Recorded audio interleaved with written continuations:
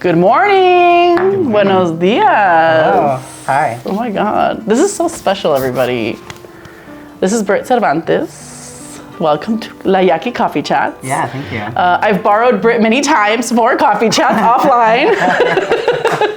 Yeah. We've had many conversations about mental health and healing and all that stuff, and it's an honor to have you here today. You're you've been such an inspiration to me in my journey, and so it really is. It's an honor to have you here, and I can't wait for you all you may know them already, but I can't wait for those who don't know Brit to see what you've learned. And oof, I'm like getting already chills. I'm like, and they even have their notebook here, like they're like ready to go. I'm like, a ver. Yeah.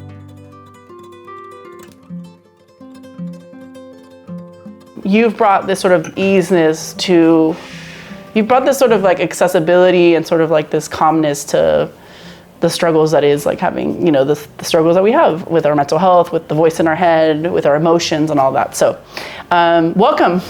Thank you. Thank you very much for having me. I'm happy to be here this morning. I'm a little nervous, but I'm sure it'll... Well, leave it to Jackie to ask you an opening question. And you're like, yeah. But I do ask everybody. I go, you're Brit, and a lot of people like give me different examples of like who they are. But I want to know from you, like, who are you really? Who is really Brit?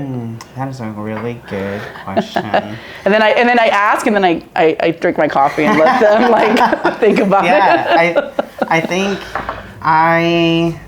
one of the most things that I've been trying to focus on is like how human I am, and kind of like what that means. And I am a person that has just a lot of different layers to myself, and I'm really wanting to give myself like compassion and patience for being human and making mistakes and not doing things perfectly, and just kind of doing my best to show up in my life and in my relationships as like authentically as possible, and just creating a space where people can like be themselves. I think that's really important. It's hard to find places to be yourself, and I would like to be that for myself as well as people that I'm engaging with. I'm like already getting look at me.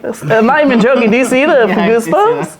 It's just like you just represent so much of like I hope to see more in the world of. Like, I think like you just have this kind heart and like this ability to like what you, I don't know, it's always hard to see ourselves the way we want to see ourselves, but I will say like, when I see you, I just see this like person who just is like you talk about like this, you have a gentleness towards others, but to yourself.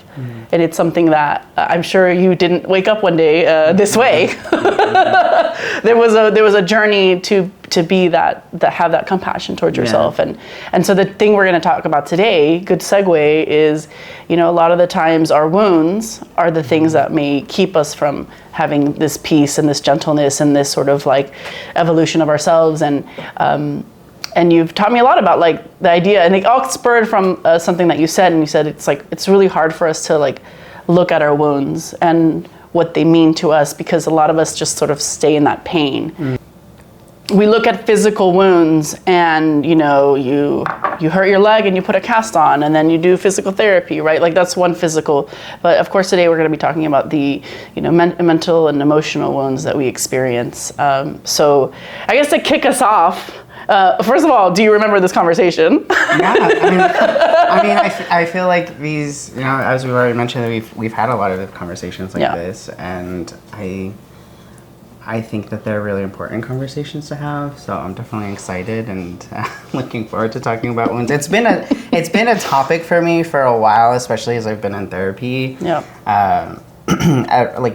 I think of my mental health like an iceberg. Okay. So there's the stuff that was on the surface that I thought were the things that I needed to work on, and then as I continue to work on these things, it's like, oh, there's more for me to work through. But I think it's still really important for me to continue to work through painful moments, because I have been a person that has like not shown up in relationships the way that I wanted to, or that were in alignment with who I am as a person, because I was acting from a place of my wounds. And whoa. That you just said something really like, let's stop right there, everybody. Say that part again. You said that you were acting from a place I have From your definitely wound? showed up in relationships and not acted in alignment with how I want to be because I'm acting from a place of my wounds. And so what can you describe what that looks like for you, this idea of acting from a place from your wounds? Because some people may not recognize, right? Yeah. Like, that could be a way of like, what's happening. Yeah. So I think that for myself, some of the wounds that are probably like the hardest for me are wounds of not feeling like heard and understood, and wounds of not feeling like my feelings are important or matter. And so if I'm in this place of where I am believing those things and I'm like feeling that like my feelings don't matter, I don't deserve to kind of take up space in my relationships, then that ends up in me like acting in ways where I am not being as thoughtful about how I'm speaking to other people or showing up in ways that are actually like how I want to show up in the relationship. And that's taking on a lot of different forms. And I have really only been able to kind of process those relationships in those times with space and time. And I think what's been important for me is just to kind of like, again, think about my humanity. Like in those moments, I was not acting in a way that was in alignment with how I want to be, but I was in a very human place. Like it was a space of pain, of hurt, and what I can do moving forward is work on the things that were impacting me in those moments, so that in the future, if it comes up again, I can kind of take that moment to like settle and be more calm and be more present before interacting with other people, so that I don't hurt them too just because I'm hurting. Okay, so I have a lot of more questions, Brit. They're coming. So this hurt that you were carrying, why do you think a lot of us? I mean, I guess I can speak for myself in this case. Is like, why does one continue to carry the pain or the anguish of whatever situation or phase in your life? And I know for me, and this is something we talked about too, is I think I haven't really looked at my wounds properly, right? It's and to be like and to forgive myself, right? There are a lot of decisions that I've made, the way I treated myself in the past, where I'm like, man, like it's hard to look at that. And I remember you telling me like you have to be able to, in order to like heal, you have to really look and sit with your wounds and forgive yourself. I remember this. How do you start to, how do you like become aware of like, that's what I need to do? And then how do you even go about like starting that process? Because when you said that, I was like, okay, how do I start doing that, Yeah, so it's a real big question. I know. So we got time, right? We got time. Yeah, it's definitely something that I've been like I said, I've been working on it for a while. I saw my first therapist, I think when I was 18, and that really started like my mental health journey. Yeah. And I am somebody that has experienced a lot of different forms of trauma, and I have complex PTSD, and it's hard to start. Like, where do you like work on these things? And for anybody that has experienced trauma, like it's even difficult to even get to that place of where you can even start to focus on some of your wounds. So I think like I advocate for like just starting with a mental health provider, or if that is not accessible to you, because I'm fully recognizing that like a lot of people can't afford to see a therapist. A lot of people don't have insurance coverage for that. Yeah. So if that's not something that's an option for finding other avenues, you've already mentioned like CBT. There's different apps and things like practicing mindfulness. There's access to other stuff that folks can do to start their journey of just taking care of their mental health and focusing on those things. But just, I would say just having, and I'm just going to keep reiterating that because it is so important, just having compassion for yourself. Like, this is our first time existing like in this lifetime as a human, and we are not going to be perfect at it. And I think a lot about what has been helpful for me has been thinking about the people, like my life up until this point, and the people that I interacted with, my caretakers. How did they treat me? How did they respond to their own pain? How did they project those things onto me? And then just like asking myself, so how do I know how to apologize to people if I didn't grow up in a home where people apologize to me? And if that is not my experience, then I could just reflect on like, okay, so I haven't been shown examples of this, but I can learn what that looks like. And then I show up differently in my relationships. Like, okay, people didn't apologize to me, but I wanted apologies for things that hurt me. And then I show up in my relationships as somebody that apologizes for their stuff. And it's just little things, I think, that just kind of take time.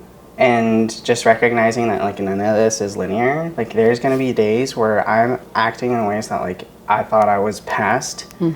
But instead of like getting mad at myself and just being like, we're not in this place anymore, I'm just saying like, I had a hard day today. Today was tough. I did my best. Tomorrow's gonna be different. And it just like recognizing that each day I get to do a do-over. It's cool. It's nice. It's great. It gives opportunities. It's grace. I think that's grace. You know, people like be gentle with yourself. I mean, think that it's knowing that like you will have another opportunity to do this. Yeah. And then if I, made mistakes yesterday and I like I'm recognizing today and I gotta make apologies, and I make apologies. Yeah. And I recently had done a workshop through KP Counseling, and it was specifically about like trying to kind of ground yourself and when you're having like overwhelming feelings. Now, overwhelming feelings, by the way, can be positive and negative. Yeah, it's not like, I think a lot of people think it's like when it's negative, but it's like sometimes I'm like on a riding the adrenaline, and it's like to keep bring yourself down to a neutral space. Yeah, this in particular was like overwhelming negative feelings. Okay. The overwhelming positive I think are still pretty good. It's just because that's like a sidebar. It's like I still struggle with like, what am I feeling right now? Like, am I feeling anxious? And it's like, oh no, I just feel happy, and I just I'm not familiar with that. I don't know who that is. Oh, we gotta come back to that. That's important. That's a different thing that I'm experiencing now. But in this particular one, I was focused on negative feelings. Okay. And to start, she was just like, we can't talk about your wounds without talking about guilt and shame. And when I wrote that down, I was like, I'm going to like this workshop. Oh, my. And I think about that a lot, too. Yeah. A lot of the things, like the majority of my wounds, are things that have so much guilt and shame associated with them. And so it's the things that I didn't like about myself were things that other people taught me that I should be ashamed of. Not because I started that way. Right. It was because it was... Yeah, and I, in like retrospect, I've actually recognized that like the things that people don't like about me tend to be things that they also have in themselves. And so it's like, oh, this is about you not liking yourself. Right. Damn, sorry. I'm just thinking about some moments in my life and I'm like, this is about the other person not liking themselves and then just projecting that onto you. Like, oh, you're sensitive. I'm also sensitive. Yeah. My whole life, people have made me feel like shit because I'm sensitive. So you shouldn't be sensitive. You should be ashamed of yourself for being sensitive. And that has been like how I've been interacted with. Like, I am a really sensitive person, and I have had lots of people, far too many people, make me feel bad because I'm a sensitive person. But there's nothing wrong with me being sensitive. Not here, baby girl. There's nothing wrong with being sensitive. Not here. No.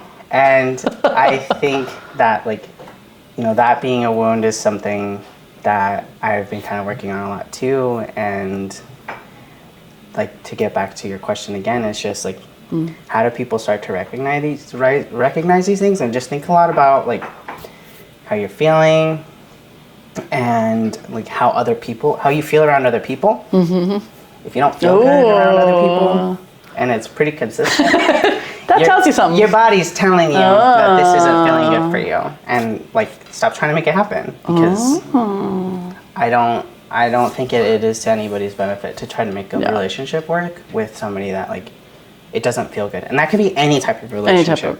That can be platonic, that can be familial, that can be romantic, any kind of relationship. If you're repeatedly not feeling good, if your body is not feeling good around somebody, stop and think about why. And have honest conversations with yourself about it. But it's hard, like, if somebody that you love is not treating you well, because, like, for me, it's like, this person tells me that they love me, they're not treating me well, and I don't want to believe that somebody that I love that tells me that they love me would treat me like this. But we have to be grounded in reality of things. The reality of things. Right? Key. And we've been talking about that too, of the like reality. accepting reality and accepting what is. Yeah. Because we can't change it. We can't remain in, this fantasy that things are different than what they are. Yeah. This person's showing up in the way that they are, and we have to look at that. Yeah. And we have to think about how that feels for us. And the reality of who we are too, right? Like like the fact that you're saying you were sentimental, I was like, me too, dude. And to be now in a place where I'm like, I embrace the things that growing up I was told like was being shamed for. It's liberating. And now when I come in contact with people who haven't done that for themselves, they look at me and they're like, feelings, like, why is that important? Like I heard that recently, and it breaks my heart, because somebody I care about, but I'm like, wow, like to me that's limiting, like the limiting of the human experience. Back to you, you're talking about this human experience. It's like, because I've been able to embrace the things that I, slowly trying to embrace the things that really are realistically what makes me, it just brings me peace, so I definitely see the importance of that. Yeah.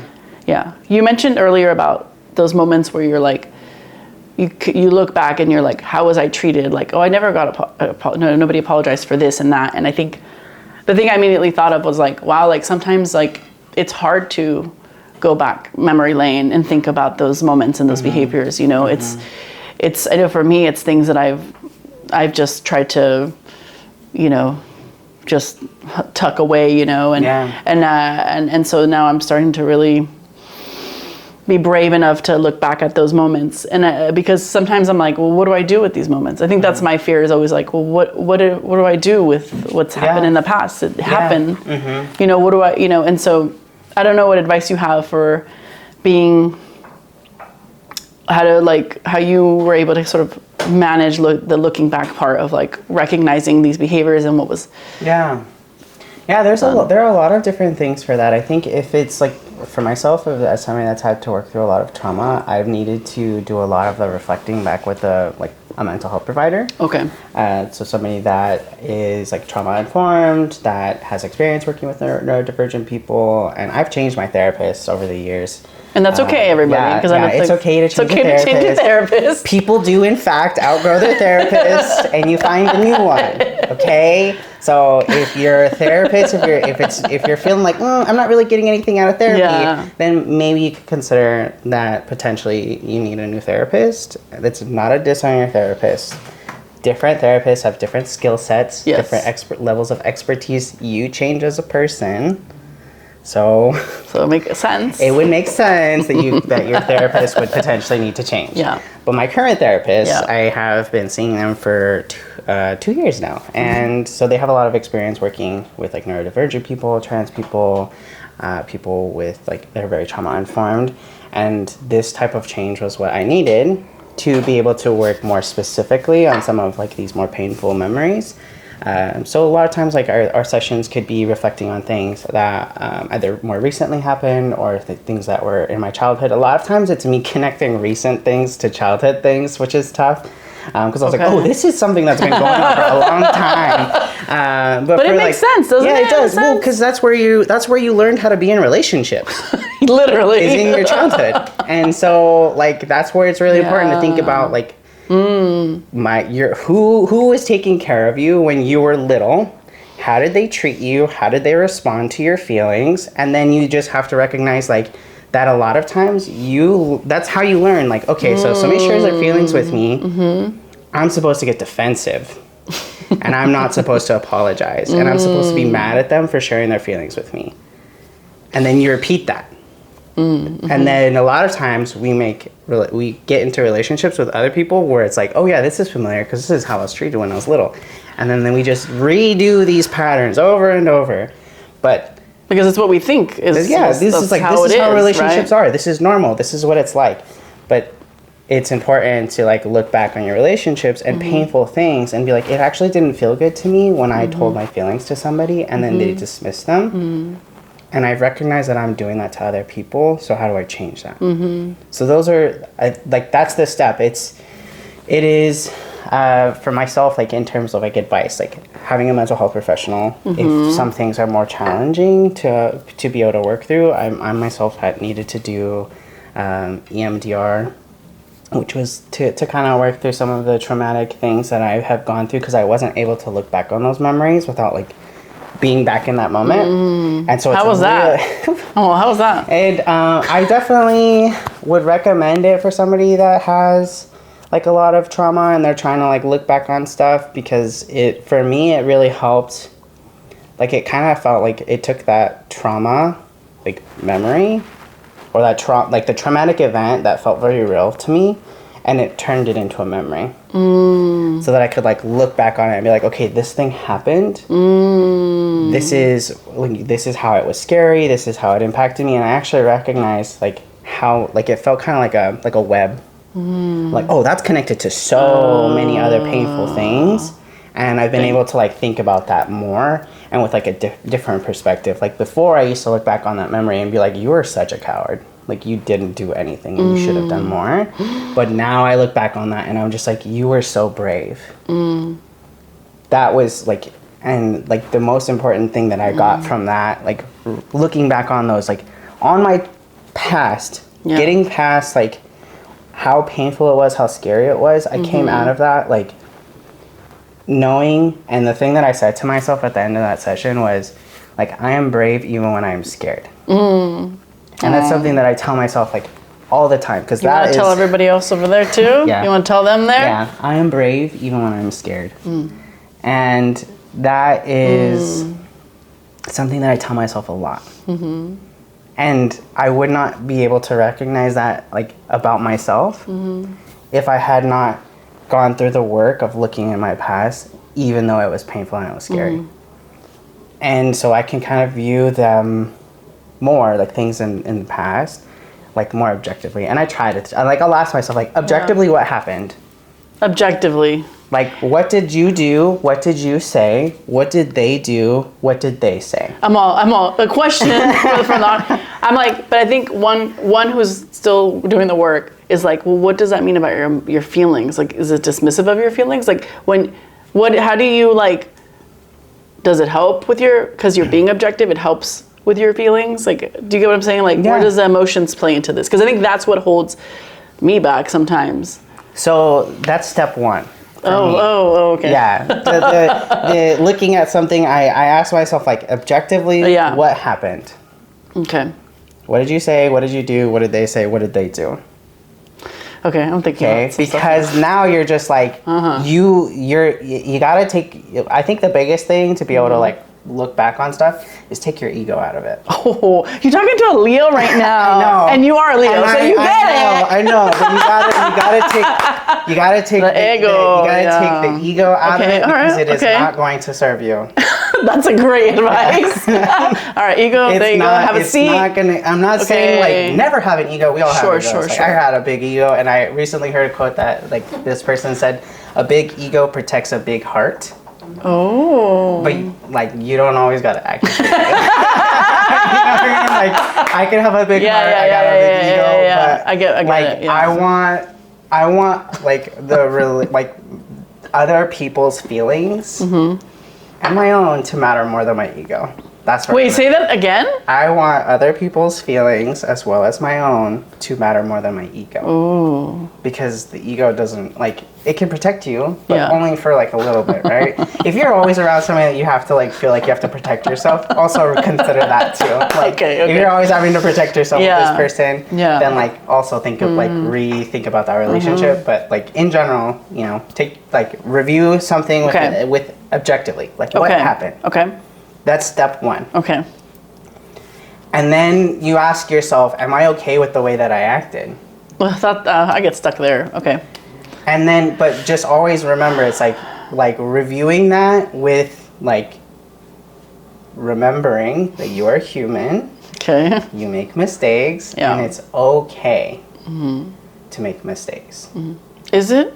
It is. I know that other people don't like want us to feel like it's okay to make mistakes, but I also think again that that's like where guilt and shame are coming up. There we go. Okay. Where that it's makes like sense. I can't believe I acted like that. Yeah. I'm such a bad friend. I'm such But a that's bad what the person. self-compassion But is like. That's where it's like, okay, I just have lots of quotes in my head because they like kind of hit me and they like. Okay, let's go. But this was like, hear it. what did they say? They said that guilt is supposed to teach us or show us when we have acted outside of alignment with ourselves. But beyond that, you're using it as punishment. Oh, dang. Yeah, because it's like be objective. Like, what is it trying to show you? Because you're feeling something, it's acknowledging. But if you just like bang yourself to the ground, it's like now at this point you're just being you're just punishing yourself. And like I think a lot of people can't get out of that shame spiral. They're just like like it starts with this like one thing and then they like spiral downwards. Yeah. But even in that, like you're still not taking the time to consider the other person's feelings in that, and so it's like it's still kind of me getting back to like I want to be able to move past that. Not that like everything I do is okay and that I want to excuse any of like things that I've done or said, but it's just like I can't work to be accountable for my actions if I can't even like own up to the fact that I did them and be able to have a conversation with somebody to ask them like about my impact. You know what I mean? Like I know what you mean. So I think it's powerful though if you're able to like to get to a point like that, because what I think of is like for me I'm like if you practice this it's like I think it has ripple effects of benefits of like bringing peace and harmony in your life and not fearing conflict or not fearing that you'll make a mistake, because we all make them. Like that is a very human thing, like surrendering to this idea of like that is part of being human, like and seeing, and that quote I love it because it does make you feel like taking guilt and using it to your benefit to like grow and evolve as a human instead of beating yourself up for so there's just like objectively reviewing stuff, asking yourself am I okay with the way that I did this, then asking like about the other person too. Am I okay with the way that they did things? And then once you kind of move through those things, and then it's like asking yourself like how am I feeling now? So for me, like historically, if I get triggered about something, because I have no control over that, but like something triggers me, I get into like very much get into like this space of I have to protect myself at all costs. And it doesn't matter who I hurt or how I hurt or what I do, I just need to protect myself. And it's very reactive. Sounds familiar. It's very reactive, and that's when I have like in those moments, like a lot of times it feels like I'm just like watching myself and I'm just like, what are you doing? Like, but I'm not. That's like my adult version of myself. I was gonna say that's a good thing that you can observe. Yeah, it's like my adult version of myself, like watching like this child inside my inner child, just like hurting and just like not knowing what to do. And I've been trying. I've been trying really, but it's really difficult work. It's hard. Easy. It's not easy. And then it's just like, okay, like fuck. Okay, I'm trying to get to this place to where I can get this little human to calm down and feel safe enough for me to actually show up in the way that I want to, even in conflict. Dang. Oh my God. It's just taken. It's work. It's so much work. I just recently started because based on our conversations, I am in therapy, and was telling him how hard I've been on myself and like this whole forgiveness thing. And she's like, I think you need to work on your self-compassion. So she gives me my workbook, and within a few days, I'm already like feeling like night and day. And nothing's changed, but the way I work with myself, right? And so a few weeks later, she's like, so how's it going? And I was like, I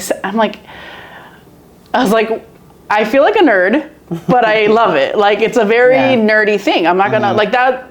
It's one of those things where it's like, wow, I didn't realize how fundamental this is to me as a human being, to have this sort of idea of self-compassion. Yeah. We even took like a little test, and Anna was like high in the score, which makes sense Yeah. because when I met Anna, I was like, I could see that it was somebody who had so much self-compassion, and I think I wanted that. I think I've always yearned for that, and I don't know. And I'm really happy. I don't know where in my journey, but at least I'm happy that I somehow had the desire for aspiring to feel that way, you know? But of course it takes work and all that stuff. But this self-compassion book, it has helped me a lot in just a matter of weeks. Including like last night, I got home late and I was sitting in the car. And usually when I'm not feeling well and I feel anxiety, I sometimes stay in the car because I'm just like, I don't know if sometimes people stay in the car because they're just like, I got to get back to life. And, you know, and what I did differently was I did my little cupping, you know, you can actually use your body to be there for yourself. And it was funny because a few months ago, I did an interview with somebody, and she's like, "Yeah, you just sort of like touch yourself," and I'm like, because it's emotional, I was like, I never even, what does that even? And so to be in here months later, I'm in my car and I'm just like holding myself, and I'm like, and it was like my adult self was talking to my inner child, was like, and talking about the week and just almost like a mom to myself, if that makes any sense. No, but it was like, and then I took some deep breaths and it was like, I don't know, it's just like these little things that we don't really know how much we need those little moments, like. Yeah. But it is an intention. You have to be intentional about being there for yourself like that. But I don't think I would have been able to do that without educating myself, you know, and being a nerd and like sitting down and being like doing a workbook. I'm like, dude, I haven't done one in forever. So I'm like sitting there and I'm like, I'm gonna do this, and it's like, but I can already start to feel like the benefits from that. And it makes such a difference. I think like just validating my own feelings too is really like historically. That is huge. You know, like historically, I've looked to other people to validate things for me, and I have historically had people that I'm in relationships with that are very inconsistent, and so like this like kind of ebb and flow of this like inconsistency and you know, it was unfair. It was an unfair expectation for me to want other people to validate my feelings and make me feel safe. Oh my God, are we the same person right now? I'm like, this is so like.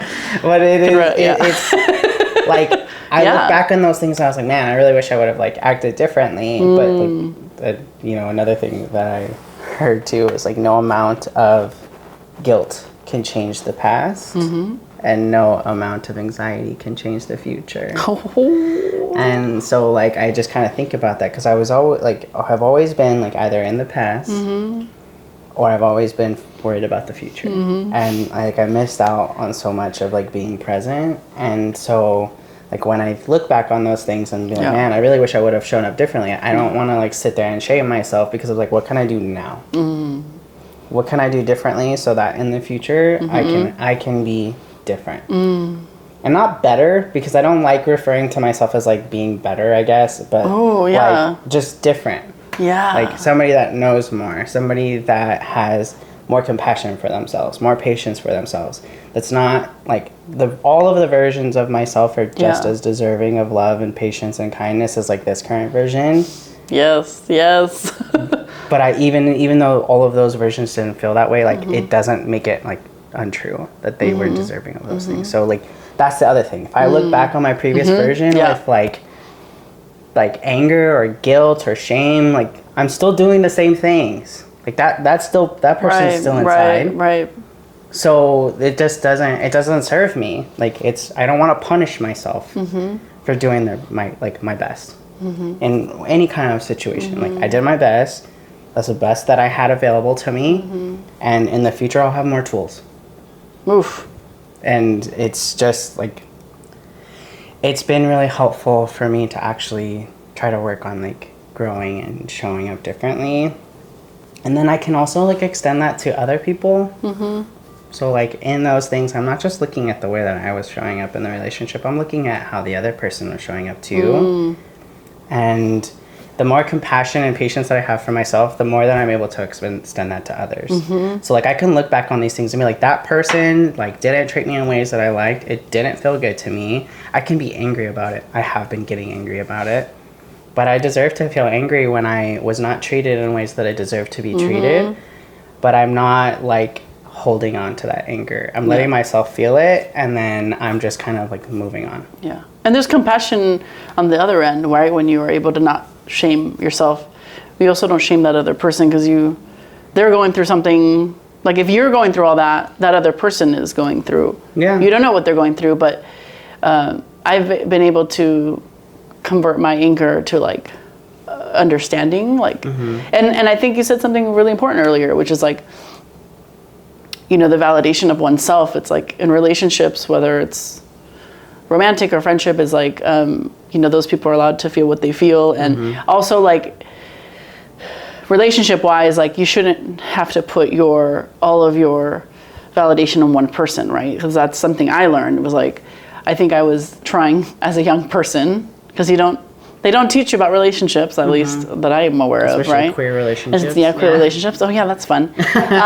Is like, I didn't realize how much I was like trying to make this one person be the one to like make all of the pain that I was already feeling go away. And I didn't know that at the time, right? Now I'm like, I only saw it like I was just tunnel vision. But now it's like I've been able to kind of step back and be like, the whole picture. It's like, it's all of it. It's like now you see all of the colors, and you can, and I can have more grace for myself at the time, more grace for that person.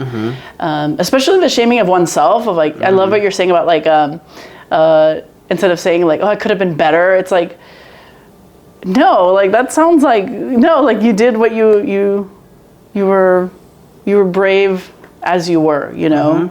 There was no, because I think, let's talk about that idea of being like, this idea of like, I wish you were a better. It's like, you're kind of diminishing, that's where that shame is like, it's like you weren't good enough back then, right? That's what it makes me feel like when you do say stuff like that. Yeah, that is, we're talking about wounds, and that's another one of my wounds, is that that I have to change and be different in order to be deserving of love. And so like, you know, growing up hearing things of like, oh, like, well, you got straight A's, but you should have done better. Or like in relationships, like, you know, I think you're great, but I want more. And it's so like this idea of like not being good enough, even though I'm doing my best. Oh my God, it's still not enough. It's still not enough. To others. But do you ever ask yourself that? And that's why I wanted to change the way that I talked about myself. Of like, that version of myself was doing their best, and they were deserving of patience and kindness in that moment, and they weren't given that. So like, of course they acted that way. Of course when I'm thinking about like the previous versions of myself, and because one of my core wounds is not feeling or believing that I am not deserving of love unless I like work for it, or like, you know, I have to earn it. When I think about these previous versions of myself, I don't want to think about that version and say that, you know, yeah, maybe they would have been, maybe things would have gone differently for them if they had been better. And because that is me like holding on to this belief of like, I have to be better in order to be worthy of being loved. And I don't want to believe that about myself anymore. What do you want to believe? I believe that I am worthy of love as I am. Without having to work for it, without having to accept breadcrumbs, without having to be a better version of myself. Just as I am, I am deserving of love, always. I'm sitting with that. Yeah, I think it's beautiful that you have come to this very important belief, because I think a lot of people out there may not be there yet, or maybe they're on their way. So now it's interesting, we have our, you know, current beliefs now. How do you use them to, when you do reflect on your past, like how do you use them? How do they serve you when you have those moments where, I mean, we all think about our past, it's quite normal, but I'm sure that it helps the reflecting of your life, like the experiences that you've had. What are things that you tell yourself, or what does that look like for you? I think it just depends on the moment that I'm reflecting on, like what happened, how I felt about things, if it's something that's a reoccurring theme for myself. But I'd say like the majority of time when I'm looking back on my past, I am wanting to understand myself more. I'm wanting to get like a better idea of like what was going on for me, what felt good, what didn't feel good, what was kind of prompting me to act in the ways that I did. So that way I can try to like understand my triggers and things a little bit more. And then again, just like trying to reflect on, trying to think about what the other person could be experiencing too. Because like in the moment, if you're hurt or you're triggered or you have things going on, there is no like time to be able to think about the other person. And so it's been important for me to also think about the other person and their experience because that does matter. And again, it's so that I can look at my own behaviors and think about like, was I showing up how I wanted to show up? Like, was that okay for me or was that not okay for me? Like, what could I have been? I guess for me too, it's just to think about like, how are we triggering each other? Okay. Let's talk real quick about triggers in case people don't know what that is. We're not a dictionary here, but when you speak of triggers for you, what is? Yeah, for me as somebody with trauma, things that are triggering to me are not just, it's not as simple of like, oh, that made me angry. A lot of times when something is triggering to me, it's like I'm getting teleported back to a really painful moment. And when people talk a lot about like triggers and things, especially for people with trauma or around a traumatic experience, like you are not in your present version of yourself. You are in whatever time period or age or emotional capacity that you were at in the moment that thing happened. Okay. Or for people like me that have experienced long-term different types of trauma, it's like I'm just in childhood. And so the way that like I was acting in those moments to an adult don't make sense. But if you think about it like, oh, this is like this person's back in childhood. Yeah. A child would act that way. Doesn't mean I'm childish because I'm triggered, but I'm not acting from like an adult a place brain. Yeah, it's adult Brit's not doing that. That's little Brit that like experienced a lot of painful things. And so when I look back on those moments, I think about like how much was I hurting for me to be acting that way? And what was going on and how was like that version of myself feeling? What did that version deserve in that moment? How was the other person showing up? And a lot of times, especially like lately, as I'm looking back on like those more painful moments, a lot of times the other person was not showing up in a way that I deserved to be treated.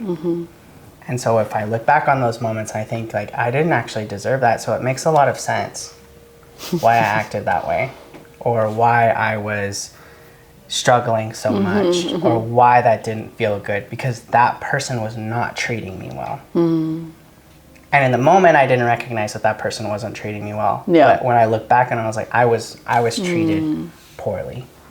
And that's really hard too. And so then I just kind of think about like having compassion for myself, but then also having compassion for the other person too. Yes. Because I am also recognizing like we all are going to show up in the ways that we were taught how to show up in relationships. Nobody's bad for that. Or there's some people that are bad for it, but we're not talking about those people. We're talking about like the people that like they're very like honestly showing up. Right. The best they can, And that is like all that I could ask of other people is to show up the best that they can. They're not bad. I'm not judging them for it. If like the people in my past, I'm not like sitting here like wishing the worst for them. Like I genuinely want the best for them, and I hope, because when I reflect on these things, like, oh, you were really hurting too. Yeah, it's like compassion that you have not only for yourself but the other person. And being like, I hope that they don't feel that way anymore. Yeah. Like, I hope that they find spaces where they don't feel like they have to protect themselves, or that they're scared to show up, or that they don't feel like they can be loved if they show up authentically. I don't want that for people. Yeah. Like, that feels like shit. So just having more compassion for myself and the other person or people, and just kind of moving on. Yeah. If they have a place in my life, they still have a place in my life. If there's no space for them, then that's kind of it. But I want to now surround myself with people that make my nervous system feel good. That's been the goal. Like, and I'm trying to pay attention to who I'm gravitating towards now. And I feel very different. You feel, well, I'm not gonna say better. I feel good. Okay, good. I feel good. So it's nice. It's been a nice change, but it's a lot of work. It's work. Yeah, we're not gonna sugarcoat it. Yeah. Recap. You were talking about I don't know if you finished the talk about the triggering each other real quick. Did you? Triggering. So it's like when we are in relationships with other people, we come as ourselves and with our wounds. And historically, I've been attracted towards people that are avoidantly attached. Okay. Which we do have an episode about attachment styles. We'll put it in the link if you want to learn more about that. So historically I've been drawn to avoidantly attached people, and I myself. I was going to say, are you? What are you? I am a very lovely, anxiously attached person. Oh, okay. Working towards like an earned, secure attachment. Okay. That's a lot of work too. But it's purposeful work. Like at the end of the day, the work, like you say, it's hard work. And I think, my interpretation is like, I think Brit's just trying to say like, hey, like if you think it's going to be something that just magically happens, it's not, but it is worthy. Like you're worthy of it, because in the end, it's like, it's really a way to love yourself better. Like the way that you pour into other people, like this hard work is really about pouring into yourself. So I just wanted to share that. Yeah. And of anxious attached people and avoidant attached people trigger each other a lot. Quite a recipe. It's like the dynamic between anxious attachment and avoidant. We're like moths to a flame, because there's things in the other that we're attracted to, but then there's things in the other that like we feel like we lack. And again, like ego is like, ego. That you gotta protect it, because it's like, well, this person wants my time and attention, so they're smothering me. And it's like, it's normal to want somebody's time and attention, but like, if you put all of your worth into that person and their attention and need them for validation, like that's where you've stepped into like, it's normal to like, okay, now you are like, it is unhealthy for you to have these expectations of this other person to soothe all of your feelings. So there's a balance, but it takes time to like find that balance, and to work through things with your partner or partners. But everybody has to be willing to do the work. And if they're not willing to do the work, then it's just you just aren't a good fit for each other. But for me, as anxious attached, I'm like a ride or die, and so I will beg, and it is not something that I want to do anymore. Right, you're tired. Because I don't want to do that anymore. Like I've been working really hard to just be like, if somebody is telling me that they don't want to be with me, or that they can't, or whatever it is, just believing them the first time. And that's it. And just saying like, okay, like, that's fine. Yeah, we don't have time. I mean, time is precious. Yeah. What is it? Time is the best currency. So it's your most powerful currency. So I think, especially at our age, well, you're younger than me, but we're in like the same, we're in our 30s, right? Yeah. I was like, we can say that. I think there comes a point, I think for me, I won't speak for you, but I think there comes a point where you just go like, I'm ready to like, because I think what I've come across is like, when you don't work through these things, you're limiting what's possible for you to experience as a human, both professionally and personally, I think, for me. And because I've been able to unlock these things, I've been able to reach, like, I'm here with you doing coffee chat. Like, this is beautiful. This is wonderful, right? Like, personally, I've been pretty open about, like, the healing has opened me up to be a mother. Like, the idea of wanting to be a mother. It's like, it's unlocked these things to really find out, like, what I truly desire in my heart for myself. And because I'm listening to myself, I'm like, what does Jackie need or want? And I hope that other people can feel that way about themselves. And I hope that I can hopefully support people and with the things that they really want to be authentically live their life. So I think that's the beauty in doing this work. And so when you meet people who maybe aren't ready yet, and that's fine, you know, but I think, you know, you have to have boundaries and where, you know, like you said, like surround yourself with people that are going to support your nervous system and support and value your needs. And that's just how it is. So I think, I know we have one audience member here, but I think they've learned a lot, and I'm excited for all of you who's watching have learned a lot today. We wanted to clarify two things because we, you know, obviously Brit has been therapy for quite some time, and so they've come up with, you know, the suggestion for CBT and the EMDR. So we're gonna just quickly define those, and then make sure we'll have links in the description to share any resources if you want to learn more about it. Yeah, so for CBT, it stands for Cognitive Behavioral Therapy. And that is, I don't know if you want to speak to that. I can speak to that. I think what helps me with that is the way you behave in your mind, I guess, like as far as like how to process your feelings, manage your emotions. And so with this sort of therapy that the journal app that they recommended is you're able to really process, like write out what you're feeling, good or bad. You talk about like all the emotions, good, negative, and positive, all of them, because you can have them all at the same time. And then it kind of helps you work through like how to work through some of those emotions, because some of them are all or nothing, or if this, then if something like this means something happened, then this happened. So it's just really about understanding the way you think, and ultimately being able to, I think for me, it's helping me like not hold on to things, like have like acknowledging your emotions, processing them, and letting them pass through you. So that's what's helped me. Yeah, and I think that's actually as a tool to like help people if they're struggling with like those shame spirals. Oh my God, right? It's all about the spirals. Because it starts off with like one thought, and then it's like, how did I end up here? Like, in Bikini Bottom? Like, it's like I don't know like, how I got here. But if you like start with that first thought and you like, okay, is this true? Yes. Like, how accurate is this? Yes. Like, you know, is that this objective thing that you're talking about. Yeah, I think being objective about things is really important. Yeah. Not to say like only be objective and ignore your feelings. Yes, no, we're not saying because that. I can analyze my feelings and not actually feel them, and that's a mechanism too. But that just is. Like, you know, what is this thing? We'll bring Brit back. We'll definitely bring you back about this. I can talk a lot about a lot. No, it's good stuff. But the other thing was that I had mentioned earlier was EMDR, and I believe it stands for eye movement desensitization. Oh, it's okay. We'll put it on the screen. I'll look it up, or you can look it up.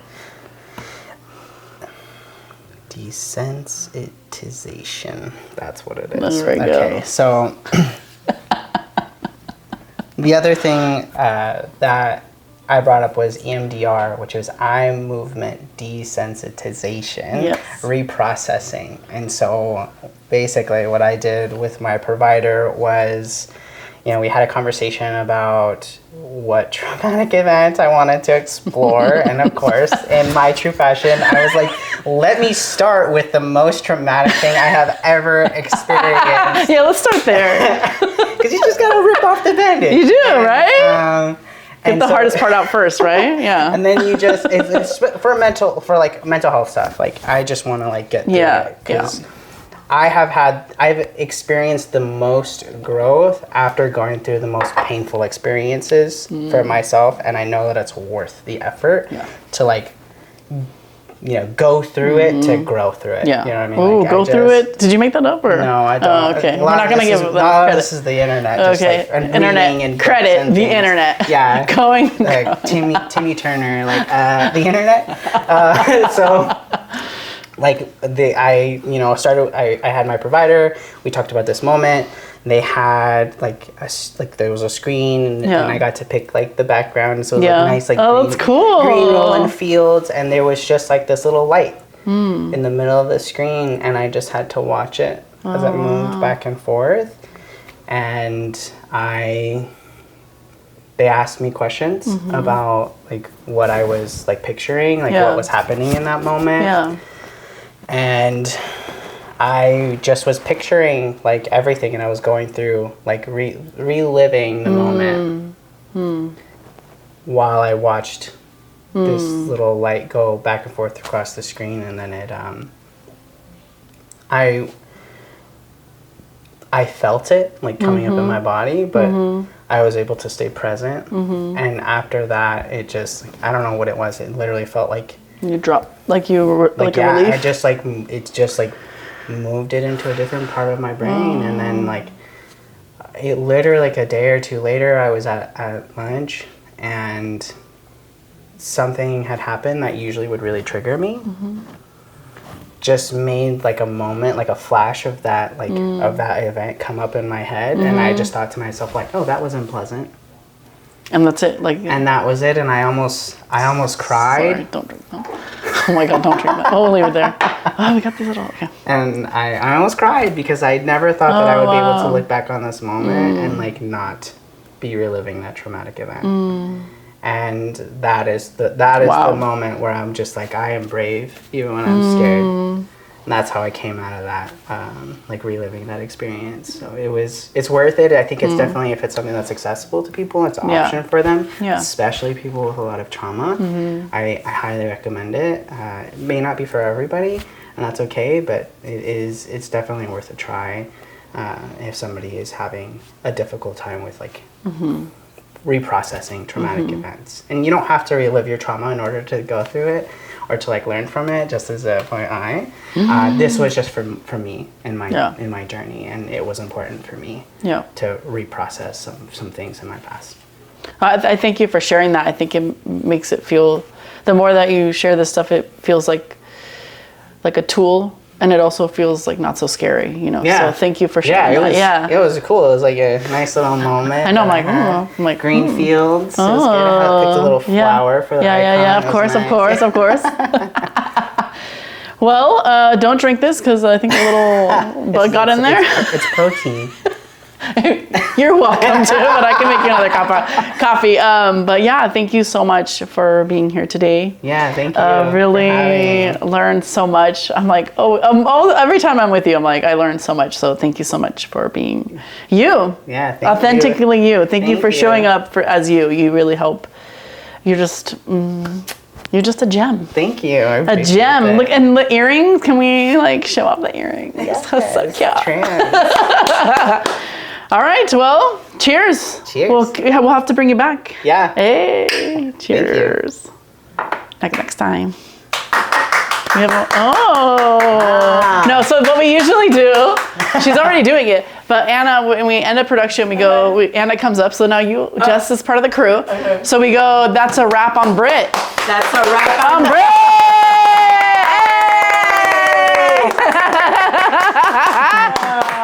Well, now, do we have a question from the audience? Yes.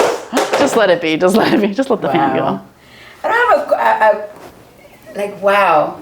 Oh, yeah. I was crying. I was like, are you in the? Come here. I still want to cry. I'm like, oh my God. Come here. Come to the middle because we can't see you. We can't see you. This is our new crew member, Jess. I really love the part where you're saying how we show up, or the way we react is due to our wounds. Mm-hmm. It's like so true. Like real. I was like, wow, that's so true. Or how we were treated. No wonder, like, I can't apologize, or I can't love, or it's so powerful. So what do you think about that? Now that you, like, that resonates with you, what does it make you think? It's reflection. You know, reflection on my people that especially people that, like, I love so much, and I'm thinking like how I've showed up for them, like especially. But you show up. Yeah, You show up. like, This person, you show up for the people you care about. You really do. Thank you. But it's like no wonder, like no wonder. And I'm doing the work too, and everything you're saying about therapy, it's so true. I was just thinking through how we focus on our inner child, right? Yeah. And recently I heard the things how we're healing our inner child, but also think about our future self. Yeah. Right? Like, we're in the present, but what are we also, what type of our future self Who we become. we want to become, right? Like but it's a process. So it was great. You two did great. Yeah, I was Thank you for listening. First live. show. The courage, like such a Yeah. yeah. Yeah. So thank you. Yeah. And kudos to you for everything that you've gone through to be here, to be able to help others. Yeah, thank you. I appreciate that. That's a wrap. That's a wrap, y'all.